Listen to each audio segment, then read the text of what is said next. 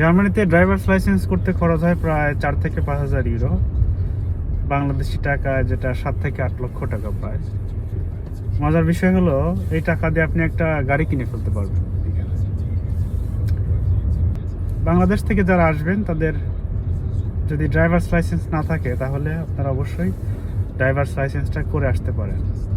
এটা এরকম না যে আপনি নীলক্ষেত থেকে ড্রাইভার্স লাইসেন্স বানায় নিয়ে আসলেন, সেটা কাজে আসবে না। কাজে আসবে আপনি যদি ট্রুলি ড্রাইভিংটা শিখে আসেন। এখানে ড্রাইভার্স লাইসেন্সের কস্ট বেশি, তার মেইন যেটা কারণ সেটা হলো আওয়ারলি যে প্র্যাকটিক্যাল ক্লাসগুলো হয় সেটা অনেক এক্সপেন্সিভ, প্রায় 100 ইউরো পার ক্লাস এরকম আপনার খরচ হবে।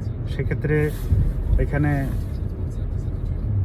গভর্নমেন্টের একটা মিনিমাম রিকোয়ারমেন্ট আছে যেটা পূরণ করতে হয়, এবং ওইটা শুধু পূরণ করলেই হয় না, এক্সট্রা আপনাকে অনেক বেশি প্র্যাকটিক্যাল ড্রাইভ করতে হয়। আর এখানে টোটাল যে প্রসেস, ড্রাইভার্স লাইসেন্সের প্রসেস, এটা একটা হাউস বিল্ডিং বলে ড্রাইভার্স লাইসেন্সকে। এবং এখানে প্রসেসটা এত কঠিন, আপনার অনেকেই ফার্স্ট টাইম ফেল করে, প্রায় 50% ক্যান্ডিডেট ফার্স্ট টাইম ফেল করে, অর্থাৎ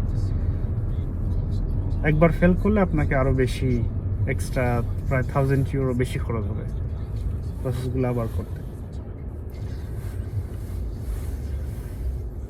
তাই জন্য যারা দেশ থেকে আসতে চান অবশ্যই চাইলে ড্রাইভার্স লাইসেন্সটা করে আসতে পারেন বা গাড়ি চালানো শিখে আসতে পারেন। সেক্ষেত্রে এখানে যখন আপনি ড্রাইভার্স লাইসেন্স করতে যাবেন তখন আপনার কস্ট কিছুটা হলেও কম হবে। ধন্যবাদ।